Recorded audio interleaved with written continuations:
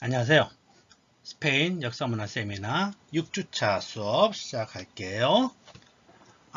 그리고 우리 시험 전번에 내가 말했는지 모르겠는데 우리 시험은 26일 날 보겠습니다. 우리 시험은 26일 날 일단 중간고사는 비대면으로 보도록 하겠습니다. 어쨌든 26일 날 시간은 우리가 9시 반에 9시 반 10시 그쵸? 한 9시 반부터 해서 한 40분 정도는 충분히 볼 정도의 분량으로 시험을 내겠습니다. 다시 말씀드릴게요. 시험은 10월 26일 시험은 10월 26일 그러니까 우리가 수업 한 번 더 하고 시험에 대해서는 그때 이야기 좀 더 하죠. 뭐. 그리고 26일 일단은 9시 반에 시험 비대면으로 시험 보는 것을 줌으로 시험 보는 거죠. 뭐 줌으로 그렇게 시험을 보도록 하겠습니다. 자, 수업 시작할게요. 자, 전번 시간에 이어서 계속해서 19세기 후반이죠. 복잡했던 스페인 상황에 대해서 계속 이야기하겠습니다. 자, 이사벨 2세 수업하다가 중단됐었죠. 우리 전번에 자, 그랬던 이사벨 2세 때 근대화가 어쨌든 출발되죠. 그래서 은행들 근대화라는 결국 이제 돈이 그쵸? 돈이 세상을 이끌어 갑니다. 그러니까 중요한 건 은행이죠. 그래서 근대적 은행들이 탄생하기 시작했다. 그 다음에 우리 책 보면 그냥 정책 상황이 참 복잡합니다. 간단하게 설명할게요. 19세기 후반입니다. 19세기 후반은 여기 보면은 우리 책 보면 아시아, 아프리카, 중남미 등 제3세계에 대해서 서구 유럽을 중심으로 한 서구 제국주의가 기승을 부릴 때다. 스페인 또한 뭐 유럽의 한 구성원이다 보니까 해외 전쟁에 주력합니다. 자, 이렇게 해서 자, 그럼 전쟁에 주력한다는 게 뭐죠? 전쟁은 뭐예요? 결국 돈이죠. 그냥 끊임없이 돈이 들어갑니다. 전쟁을 하게 되면은. 그 가장 힘든 건 누구예요? 국민들이죠. 국민들입니다. 백성들. 왕이 취하니까 이제 백성이 되겠죠. 스페인 백성들은 그야말로 그냥 전쟁을 위한 노동의 대가를 끊임없이 바쳐야 되는 거죠. 자, 그러다 보니까 우리 밑에서 두 번째 줄 보면은 공화파 혁명이 일어납니다. 사람들이 이제 힘들다 결국은 혁명이 일어나는 거예요. 공화파, 즉 국민들이, 백성들이 중심이 돼서 혁명이 일어나는 겁니다. 그래서 여왕은 그 다음 페이지 보면 망명길에 나섰다. 도망간 거죠. 그래서 왕은 도망가고 그 다음에 뭐가 되면 입헌군주제가 되는 겁니다. 입헌군주제가 채택돼요. 그러니까 왕정은 그대로 유지가 되는 거예요. 그래서 하나의 정치 시스템이 암만 혁명이 돼도 우리가 프랑스 혁명에서도 봤지만은 쉽게 정치 체제가 바뀐다는 거는 참 쉬운 일이 아니죠. 그동안 그동안 왕정에 사람들이 익숙해져 있었기 때문에. 그래서 이사벨 2세가 떠났지만 이탈리아 국왕의 아들인 여기 보면 아마데오 사보야가 이제 스페인 왕이 되는데 그 또한 여기 보면 2년 뒤에 제1공화국이 성립하면서 스페인을 떠난다. 자, 드디어 스페인의 제1공화국이 탄생을 하게 됩니다. 이제 왕정은 끝난 거예요. 스페인은 왕이 끝난 거예요. 이제 국민들이 주인이 되는 거죠. 이 연도가 보세요. 근데 1공화국이 1873년부터 1874년 1년이 1년. 여기 보면 11개월 지속됐는데 겨우 그 짧은 시기에 4명의 대통령이 거쳐갔다. 자, 얼마나 정치 상황이 불안정했을까. 감히 상상이 되죠. 자, 이 시기에 연방제가 채택되었으나 이는 각 지방이 완전한 자치와 독립을 요구하는 분할주의로 자, 분할주의. 지방자치제. 그렇죠. 그러니까는 중앙집권제보다는 각 지역의 힘을 요구하는 분할주의의 목소리가 커진 겁니다. 자, 거기 두세 번째로 내려가면은 이 그리스의 폴리스 체제와 비슷한 이 분할주의는 바로 뿌띠 부르주아에 주도되었으나 뿌띠 부르주아 점차 발전되어 노동운동의 탄생에 영향을 미쳤고 훗날에 무정부주의를 낳는 결과를 가져온다. 지금 굉장히 불안정한 당시 상황이 그쵸? 막 대충 감이 오죠. 자, 그래서 끊임없이 이래 보면은 자와 우의 대립이 자와 우의 대립이에요. 결국 진보와 보수의 대립이 그냥 끊임없이 이어지는 겁니다. 자, 그런 과정을 쭉 넘어가. 여기 보면 뭐 칼로스 전쟁이 있는데 그 다음 페이지의 칼로스 전쟁은 여러분들이 각자 읽어보시기 바랍니다. 그 다음 페이지 있어요. 반역인가 반정인가 칼로스 전쟁.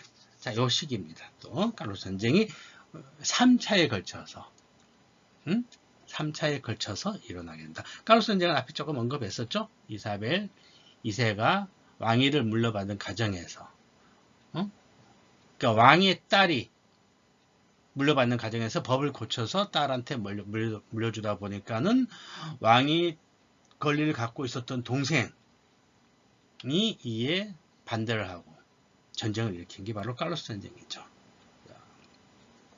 자, 이러한 좌우의 대립 속에서 진보와 보수의 대립 속에서 어떻게 되냐면 여기 보세요.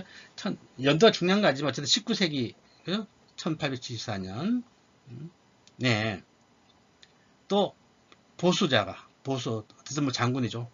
군인들은 다 대부분 군대는 보수니까 바로 또 왕이 떠나고 나서 왕정이 없어지고 나서 공화정이 되니까 혼란하다 이거죠. 혼란하다. 그럼 어떻게 됩니까? 다시 나라의 안정을 위해서는 왕이 와야 된다고 생각하는 겁니다. 그래서 다시 봉기를 일으켜요. 공화국에 반대를 하는 거죠. 공화정. 그러니까 국민이 주인이 되는 것이 안 되겠다. 왕이 주인이 돼야 된다고 생각했던 장군이 여기 보면 마르티네스 장군입니다. 마르티네스가 반란을 일으키는 거예요. 이 반란이 보세요. 그 보면 마드리드의 프리모 데 리베라 장군. 굉장히 중요한 사람입니다. 프리모 데 리베라. 프리모 데 리베라가 장군에게 이어진다. 그리고 결국 다시 왕정이 들어서는 거예요. 그러니까 프리모 데 리베라의 혁명이 성공을 하는 거죠. 그래서 이사벨 2세의 아들인 알폰소 12세의 왕권이 천명되고 다시 불봉 왕가가 스페인의 주인이 되는 겁니다. 자, 다시 왕정이 들어섰어요. 결국 보수의 승리죠. 보수. 공화국이 들어서면서 뺏겼던 권리를 보수들이 다시 찾아가는 겁니다.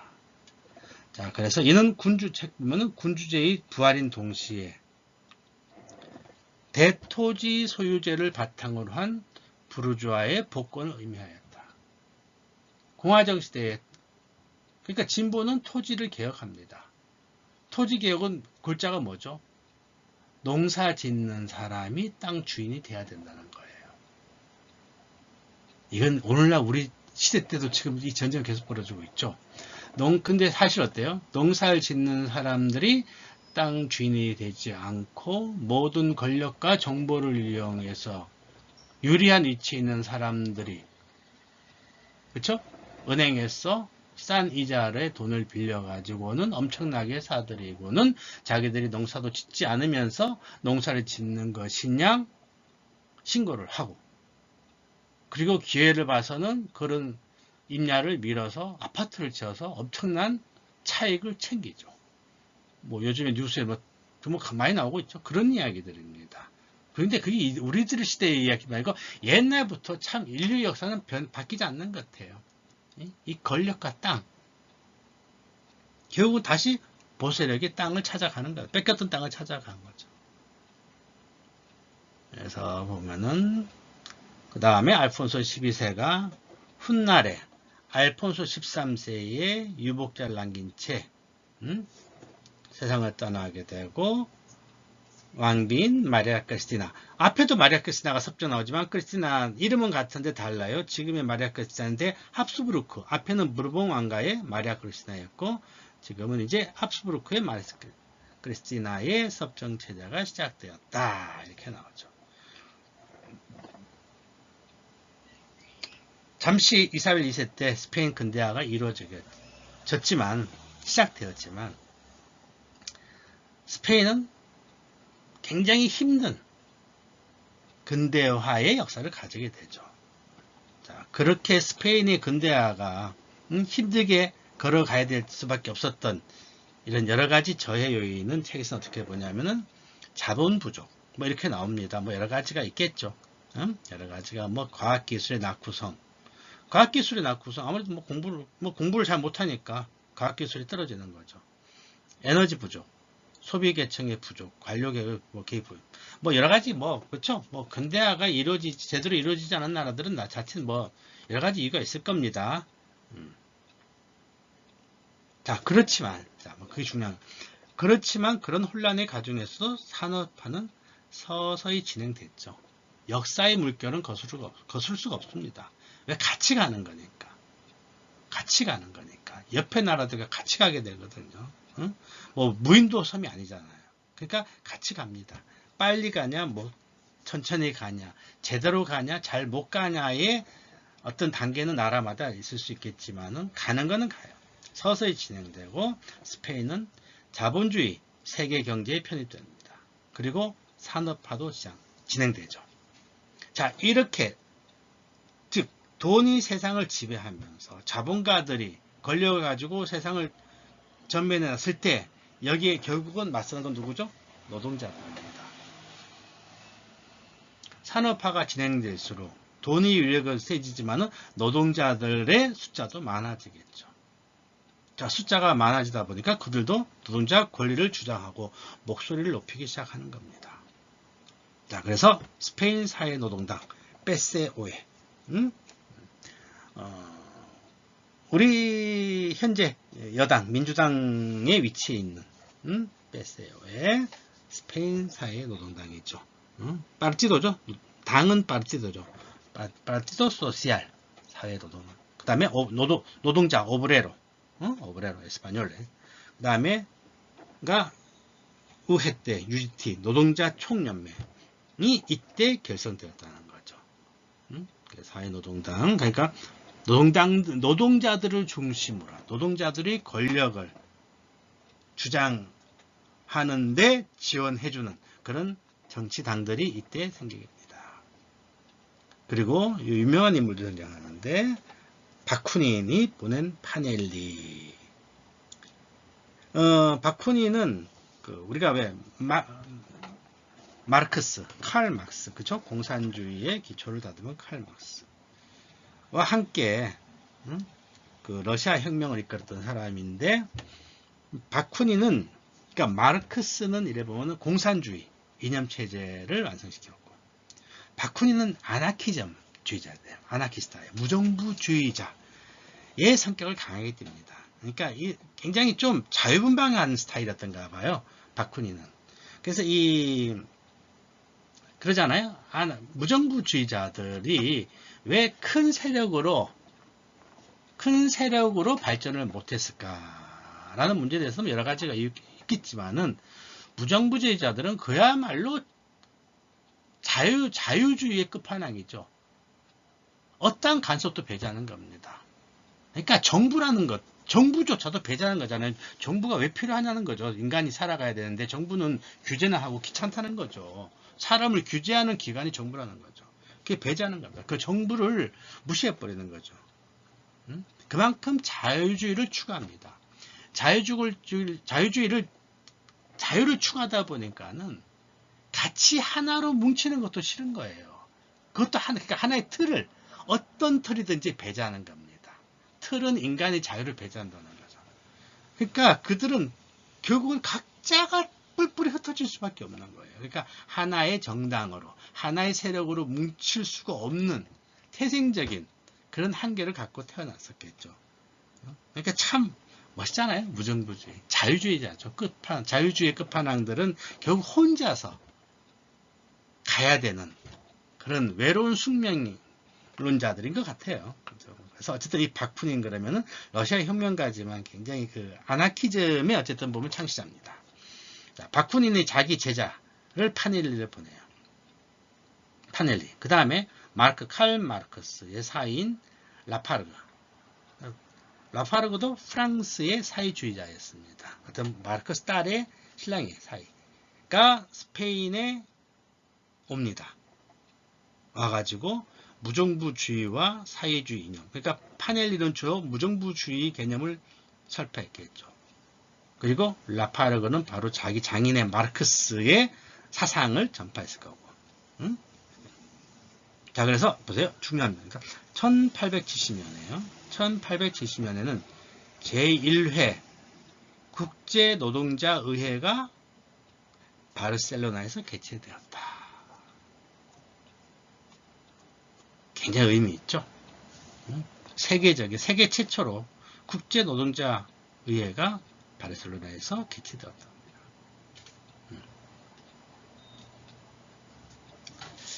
자, 어떤 생각이 들어요? 노동자들이 대접을 받는 세상. 이 어떤 가능성을 당시 공산주의자들, 주로 이제 러시아 혁명가들이죠. 이 스페인에서 본 거예요. 스페인에서 그 가능성, 그러니까 노동자들이 세상을 이끌어 갈 수 있다는 어떤 가능성, 노동자들이 세상의 주인이 될 수 있는 세상, 세계, 그런 나라의 가능성을 스페인에서 본 겁니다. 가장 귀족 세력이 오랜 세월 동안 귀족 세력이 막강한 권력을 휘둘렀던, 그렇죠? 해가 지지 않는 대제국을 건설하면서 엄청난 부귀영화를 누렸던, 그리고 부자는 3대가 간다 그러잖아요. 워낙 돈을 많이 중남에 숨겨왔기 때문에 그냥 두고두고 쌓아두고 써도 남았을 그 돈들을 가지고 귀족들이 세력을 휘두르던 그런 나라에서 반대로 그렇기에 그만큼 백성들은 힘들었겠죠. 그만큼 한이 많이 맺혔었을 겁니다. 오랜 세월, 몇 세기에 걸쳐가지고. 그렇기 때문에 이 스페인 땅은 바로 그들이 한을 폭발할 수 있는 여지가 충분하다고 봤던 겁니다. 그래서 바로 여기에서, 바르셀로나에서, 특히 바르셀로나에서 항상 그 마드리드의 세력에 눌려서 소름의 세월을 살아온 바르셀로나에서 제1회 국제노동자회의가 개최됐다. 라는 것은 굉장히 의미가 있는 부분인 것 같아요. 자, 18장 카피톨로 18 몰락의 바닥입니다. 미서전쟁. 그야말로 황금세기, 그렇죠? 해가 지지 않는 대제국을 건설했던 스페인이 이제 미서전쟁의 패배로 모든 걸 다 뺏기고 거지가 되는 이제 그런 시기가 다가온 겁니다. 먼저 파르도 협약이라는 것을 볼게요. 자, 19세기 되면 이렇게 혼란한 시기는 잘난 사람들이 많이 등장합니다. 다 자기가 제일 잘났다고 설치죠. 자, 그러니까 전국은 시끄럽습니다. 이러다 보니까는 이제 타협을 하는 거죠. 자유파와 보수파가 이제 자유파라는 건 이제 공화당파죠. 이제 그래서 알폰소 12세가 죽을 때쯤에서 이 자유파와 보수파의 이제 두목들이 이제 타협을 하는 겁니다. 싸우지 말고 이제 한 번씩 골고루 나눠서 정권을 잡기로 이제 약속을 합니다. 이것이 이제 파르도 협약이거든요. 근데 모든 일이 그렇죠. 약속대로만 되면은 뭐 문제가 없겠죠. 그렇지만 우가 있다면 극우가 있고 좌가 있다면 극좌가 있습니다. 그렇죠? 우파의 정책에 대해서 극우는 또 불만을 갖게 되고 좌도 마찬가지입니다. 그렇죠? 좌의 정책에 대해서 극좌가 또 불만을 갖겠죠. 그러한 과정에서 보수파 두목인 카노바스가 암살을 당하고 전국은 다시 무정부 상태에 빠지게 됩니다. 이게 1897년이거든요. 자, 근데 바로 이러한 혼란한 시기에 이제 미서전쟁이 터지는 거예요. 그러니까 미국은 호시탐탐 노리고 있었던 겁니다. 이건 우리 역사에서도 볼 수 있죠. 미국이 신미양요인가요?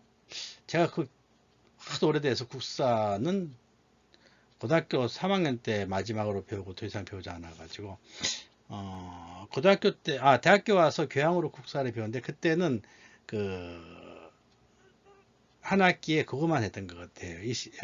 조선시대 그 당파에 대해서 공부를 해가지고 그 신미양 제 기억이 하실지 모르는데 신미양요 같은데요. 여러분들 한번 확인해 보세요. 미국이 강화도 앞바다인가요? 거기서 왜 한국을 쳐들어오려고 계속 대기하고 있다가 미국이 배가 폭발을 해버리죠. 폭발하면서 이제 그거를 계기로 미국이 이제 쳐들어오는데 같은 전략이죠. 하바나항에 정박해 있던 미국 순양함 메인호가 원인도 모르게 폭발을 합니다. 그렇지만 이제 미국은 이거를 스페인 정부의 책임으로 몰고는 선전포고를 하죠.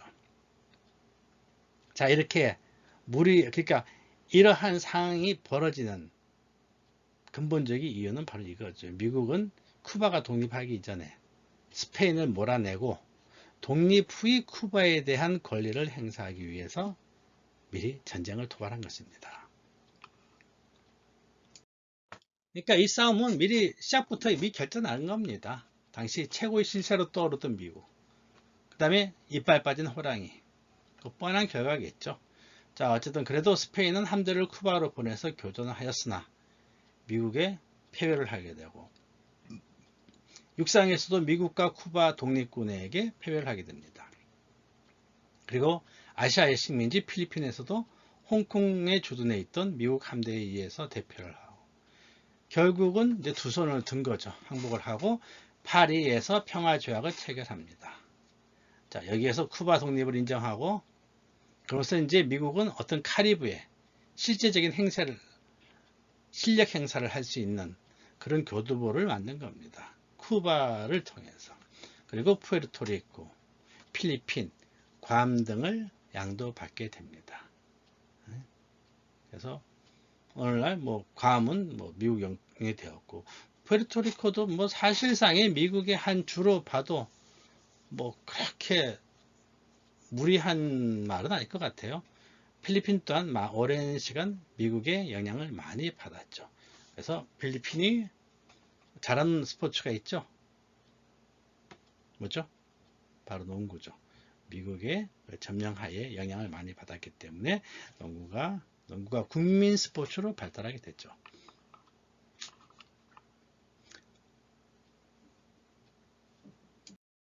자, 이렇게 미소 전쟁의 패배로 어쨌든 국민들은 군부에 대해서 반감을 갖겠죠. 믿지를 않는 거죠. 이제 신뢰감이 떨어진 겁니다. 그렇죠? 자, 그래서 이제 비극의 주간이 발생하는데 뭐냐면은 1909년입니다. 우리도 보세요, 여러분. 1909년. 그러니까 이 20세기 초가 되면은 이 1차 세계대전 이전이잖아요. 그러니까는 서구 세력들이 그 식민지의 혈안이 됐을 때입니다. 이 아시아는 일본이, 그쵸? 아시아 다른 국가들 상대로 그냥 식민지를 삼으려고 그냥 공격을 하던 시기잖아요. 한국 또한 일본의 이제 식민지가 됐던 시기죠. 그러면서 민족 운동이 싹을 트기 시작하고 있었죠. 바로 아프리카의 모로코도 스페인이 점령지였던 식민지였던 모로코도 민족 운동이 즉 독립운동이 이제 펼쳐지면서 그런 식이었어요. 그리고 모로코 주둔 스페인군이 포위됩니다. 누구한테 포위됐겠어요? 바로 그 모로코 독립군들에게 의해서 포위된 거죠. 그러자 당시 이제 보수파였어요. 보수파 스페인은 보수파의 마우라가 이제 총리였죠. 마우라 정부가 카탈루냐 예비군을 소집합니다. 근데 카탈루냐가 여기에 불응하고 카탈루냐 전 지역이 총파업을 실시하면서 이때 바로 비극의 주간이라고 말하는데 이 시기에 카탈루냐 지방에 있는 200개 이상의 교회와 수도원이 불에 탑니다. 왜 교회와 수도원이 불에 탔을까요?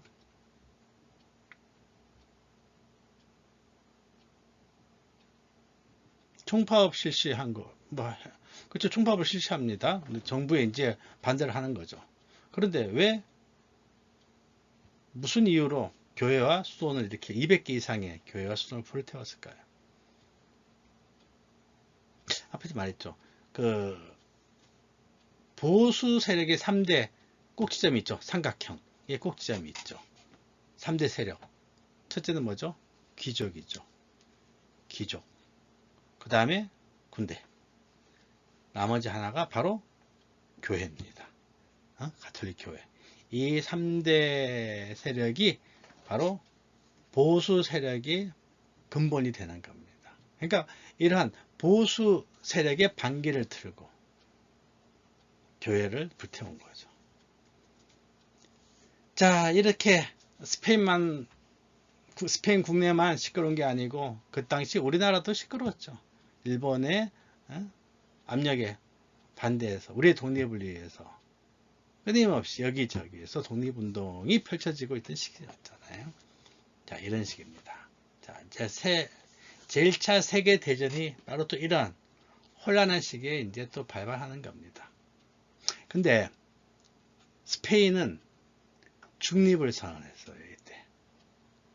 스페인은 중립을 선언합니다. 자, 중립을 선언하다 보니까는 바로 스페인은 가장 대표적인 스페인은 공업국가는 아니죠. 산업국가도 아닙니다. 스페인은 농업국가예요.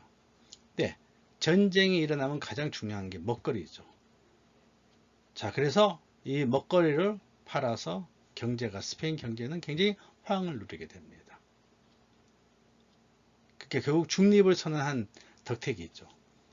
그리고 또 외국인들이 비밀구자를 중립국이니까 우리가 대표적인 오늘날 대표적인 중립국가로 은행업으로 돈을 번 나라가 어디죠? 바로 스위스죠. 스위스의 항상 스위스의 비밀계좌, 대통령의 스위스 비밀구자, 이런 식의 얘기가 많이 나오지 않습니까? 바로 스페인도 당시 중립국가였기 때문에 외국인들의 비밀구자를 관리해주는 은행 사업으로 돈을 많이 벌게 됩니다.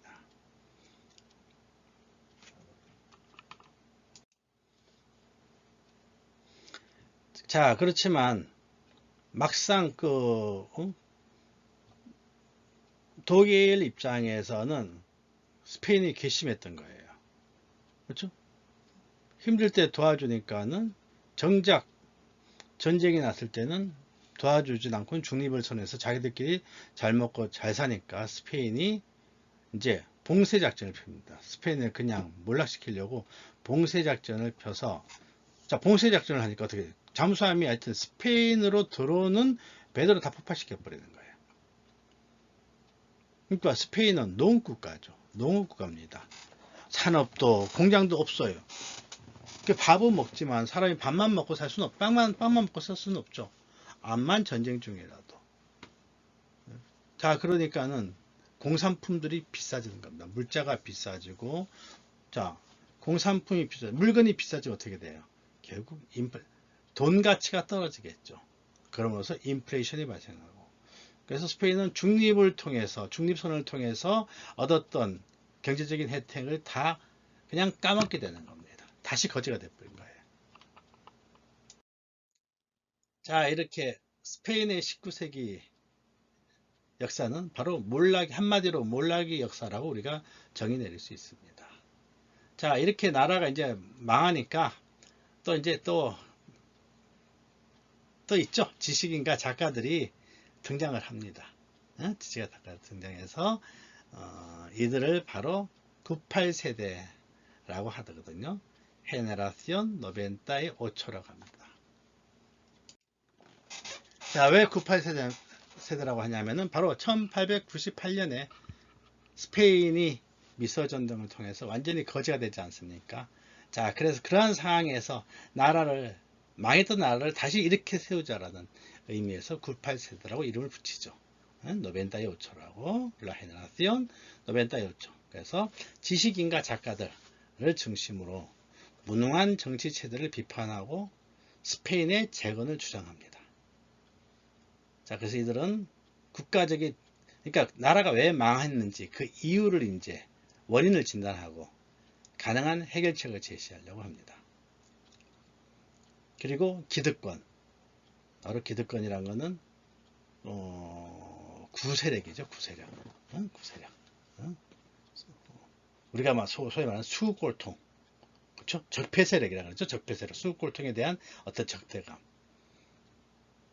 그렇지만 또 비관주의, 좌절의식이 깔려져 있습니다. 그리고 이들은 후스티시아, 사회 정의에 대한 갈망이 있죠. 뭐 우리 세대도 지금 가장 내세우는 게 사회정의죠. 사회정의. 그 다음에 이상주의. 더 멋진 나라를 세우고 싶은 이상주의에 빠지죠. 이들은. 자, 그래서 결국은 이렇게 보면요. 우리 뒤에서 또 계속 이야기를 할게요. 자, 스페인의 계몽주의자 중에서도 이제 물론 앞에서 그 선각자들에 대한 호베야노스라든가 자 그런 선각자들의 정신을 이어받아 가지고 구체적으로 계몽적 활동을 많이 했던 대표적인 사람이 바로 마리아노 호세 데 라라입니다. 신문 기자였어요. 그래서 98세대는 바로 라라의 손자들, 자기들의 정신적 지주를 라라로 삼고 있습니다. 마리아노 호세 데 라라. 그래서 98세대는 라라의 손자들이라는 명칭을 갖고 있죠. 그런데 참 재밌는 게, 그러니까 똑똑한 신문 기자였어요. 자, 우리 같으면 이제 일제시대 때 동아일보 기자인데, 일본 친일파예요. 아버지가 친불파입니다. 친불파 집안의 자식이었어요. 아버지가 대표적인 친불파 세력이었고, 그러다 보니까는 프랑스에서 유학을 했고, 자, 우리 같으면 아버지가 친일파라서 일본에 가서 공부를 하고, 이제 한국에 와서 동아일보, 기자가 활동을 하는 거죠. 자기가 이 서로의 문화가 다르기 때문에 우리의 어떤 감성으로 그냥 친일파의 자식으로 보면 좀 이해가 안 되는 분이 많을 것 같습니다. 왜냐하면 당시 98세대 그러면 스페인 사람들이 가장 자랑하는 어떤 자부심을 느끼는 그런 지식인 세대거든요. 또 작가들 세대들이고 작가들이고 자 그런데 그들이 가장 출발점을 나라로 본다. 그럼 이거를 그대로 이제 그 등식을 우리나라에 도입한다면은 우리나라가 이제 뭐 근대화를 시작하면서 그쵸? 뭐 그래도 어떤 사상가라든가 작가들이 대한민국을 새로이 재건시키기 위해서 시작하는데 그들의 정치적 지주를 친일파의 후손으로 두고 있다 한다면은 굉장히 반감을 가질 건데 스페인 사람들은 전혀 조금은 있겠죠. 전혀는 아니겠죠. 조금 있겠지만 거의 대부분 전혀 문제를 삼지 않습니다. 물론 서로 역사가 다르기 때문에 그럴 것도 있을 겁니다. 일본 사람들이 한국에 왔을 때 어떤 그런 식민 정책과 그렇죠? 프랑스가 스페인을 점령했을 때 어떤 정책은 분명히 좀 차이가 났을 것 같아요. 일본 사람들 좀 그렇게 야만스러운 행위는 하지 않았을까라는 생각은 드네요. 자, 어쨌든 그러한 결과인지 모르겠지만은 친불파에 대한 분명히 친불파라는 용어는 있습니다. 그래서 아프란세사도라고 그래요. 아프란세사도스 친불파들을 아프란세사도스. 자, 그중에 그래서 라라 역시 친불파 세력이죠. 자, 그래서 라라는 역시 당시 유럽의 선진국이었던 프랑스에서 공부를 하다 보니까는 이제 그거를 기준으로 해서 프랑스를 기준으로 스페인의 후진성을 신문 기사를 통해서 굉장히 좀 풍자적으로 잘 그려냈어요. 그래서 이 라라의 글을 보면요, 아티클을 보면 굉장히 좀 재미가 있습니다. 좀 굉장히 대중성 확보에 성공한 기자라 그럴까요? 그래서 굉장히 재미있습니다. 그래서 여러분들 나중에 스페인 문학 수업, 여러분 문학 수업을 듣게 되면 꼭 라라의 작품을 아마 여러분들이 아마 접하게 될 겁니다. 그래서 라라는 바로 스페인 개혁과 근대화를 외치던 계몽주의 사상가들. 우리 전번에 호비아노스 언급했었죠. 호비아노스, 칼로 3세 때 재상을 지냈던 호비아노스. 그 다음에 호세 까달소. 자, 이런 사람들이 이제 사상을 이어받고, 나라는 주로 이제 그의 아티클 내용을 보면은 공직사회의 무능과 부패, 그 다음에 불결한 사회, 풍습, 거 당시 스페인 사회에 뭐 예를 들어 가지고 뭐 공중 화장실이 지저분한 거에 대해서 그러니까 청결 문제 이런 거에 대해서 굉장히 지적도 많이 합니다. 그 다음에 정치적 부진성, 그 다음에 사회적 몰염치성. 이 염치성이라는 건 요즘에도 많이 대두되고 있는 그 테마더라고요. 그래서 염치가 있어야 된다는 거죠. 공무원은 공무원으로서 염치가 있어야 되고, 정치가는 정치가로서 염치가 있어야 되는데, 요즘에는 염치가 없는 사람들이 너무 많다. 그래서 세상이 살기 힘들다는 거죠. 어찌 보면 염치는 또 정의와도, 이 공평과도, 평등과도 연결되는 그런 코드인 것 같아요. 염치를 차리지 않기 때문에. 그렇죠? 어떤 자리에 있으면 그 자리에 맞는 사람이 염치가 있어야죠. 근데 그 염치를 지키지 않는 거니까. 그야말로 몰염치성. 그냥 얼굴 그냥 두껍게 깔고 있는 거죠. 자, 그런 것들이 이제 어떤 사회의 정의와 맞물려서 이제 문제가 되는 거에 대해서도 이제 나라는 지적을 많이 합니다. 근데 뭐니 해도 가장 중요한 거는 교육인 것 같아요. 그래서 당시에도 그 교육 개혁을 제1순위로 놓습니다. 이런 사상가들이 사회를 어떻게 해야, 즉 스페인을 어떻게 해야 잘 살게 할 것인가. 에서 가장 중요하게 여긴 게 바로 교육입니다. 교육이 개혁돼야 된다는 거죠. 교육이. 그래서 이제 대표적인 인물이 훌리안 산스텔리오입니다. 자, 그래서 이런 교육 개혁자들은 스페인의 보수주의에 대항하면서 어떤 변화를 추구하는데, 바로 출발점은 독일의 크라우제 이념을 실현하겠다 였거든요. 자, 요거 여러분들이 독일 크라우제 이념, 물론 인터넷 통해서 다 한번 찾아보겠지만, 찾아서 아주 쉬운 걸로, 그쵸? 뭔지 알겠죠? 아주 쉽게 저한테 설명을 해주세요. 독일 크라우제 이념이 뭔지를. 길게 쓰지 말고 저는 긴 거 싫어합니다. 짧고 간단 명령, 간명하게 저한테 독일 크라우제 이념이 뭔가, 도대체 뭐길래 이렇게 당시 이런 교육개혁가들은 이 이념을 자기들 어떤 개혁의 바탕에 두었을까. 자, 그래서 이거 숙제로 내겠습니다. 그리고 그러면서 산셀리오 같은 개혁가들은 바로 자유교육기구라든가 이런 학생기숙사와 같은 자유를 바탕으로 한 교육이 이루어질 수 있는 인프라 구축에 노력을 합니다. 이 자유기숙사는 특히 유명한 게 여기 기숙사예요. 이런 기숙사, 그러니까 학생들이 자치적으로 운영해 나갈 수 있는 그런 대표적인 기숙사였습니다.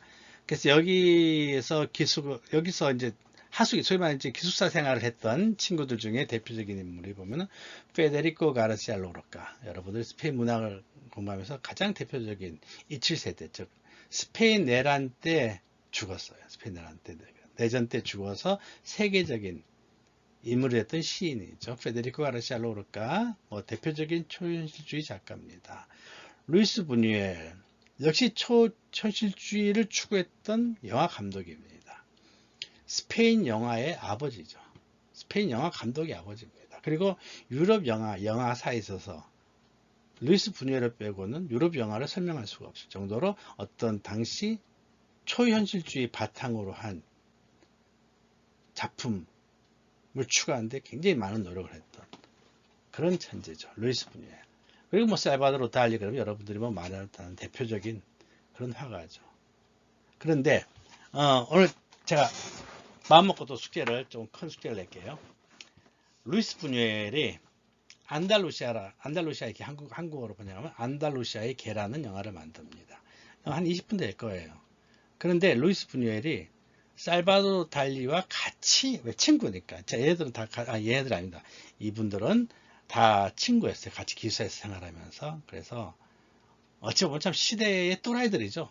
대표적인 또라이들입니다. 그러니까 두 또라이가 영화를 만들어요. 그리고 실제로 영화를 보면 여러분들이 보게 되면은 루이스 부뉴에라고 달리가 다 등장을 합니다. 등장인물로 나타나죠. 근데 여러분들 이제 그 영화를 보면 첫 인트로 좀 지나서 보면은 그 면도칼을 든 한 남자가 달을 바라보다가 달이 이렇게 구름에 달을 있는데 구름이 싹 지나가는 그 순간에 화면이 바뀌면서 면도칼로 여성이 한쪽 눈동자를 도려내는 그런 영상이 등장을 합니다. 자, 그 부분을 잘 보시고 물론 가능한 시간 나면 한번 쭉 보세요. 도대체 얼마나 어떤 영화를 만들었는지. 물론 무성 영화입니다. 무성 흑백 영화인데, 자, 그래서 이 부분, 그 남자가 달이 그 뭐죠? 구름이 달을 지나간다 그러나, 그렇죠? 구름이 달을 지나가는 찰나에 그 남자가 면도칼로 여자의 눈동자를 오려내는 그 장면에서 과연 작가는 어떠한 의미를 표방했는지, 대체 왜 그런 영상을 만들었는지, 자, 여러분들의 상상력을 동원해서 한번 써 주십시오. 자, 여기다 있죠. 인터넷에 다른 사람들의 생각은 전혀 무시할 것. 자, 오로지 자신만의 생각. 자, 이건 답이 없어요. 맞고 틀리고가 아닙니다. 다만 그 영상에서 여러분들은 뭐를 뽑아낼 수 있는지 한번 본인이 갖고 있는 상상력을 그냥 최대로 동원 다 쓰세요. 다 끄집어내 가지고 한번 절대 길게 쓰지 마세요. 그렇죠? 찰나의 이미지를 그렇게 길게 쓸 필요는 없습니다. 간단하게 한번. 그래서 아까 독일 크라우즈의 이념의 실현하고, 자, 그건 여러분들이 인터넷 보고 설명해 주시면 돼요. 쉽게 저한테 설명해 주고, 요 두 번째 문제는 영상을 보고 여러분들이 한번 상상력으로, 말도 안 되는 상상력을 글로 한번 써보라는 겁니다. 아시겠죠? 자, 그리고 오늘 수업은 여기까지 하겠습니다. 9파에서 내가 좀 설명이 더 있어가지고, 여러분, 내가 다음 주에 9파에서에 대해 수업을 하는데, 다음 주에는 줌하고 동영상을 좀 제가 일단은 같이 할 계획으로 알고들 계십시오. 아시겠죠? 자, 오늘 수업 여기까지 하겠습니다. 수고들 많았어요.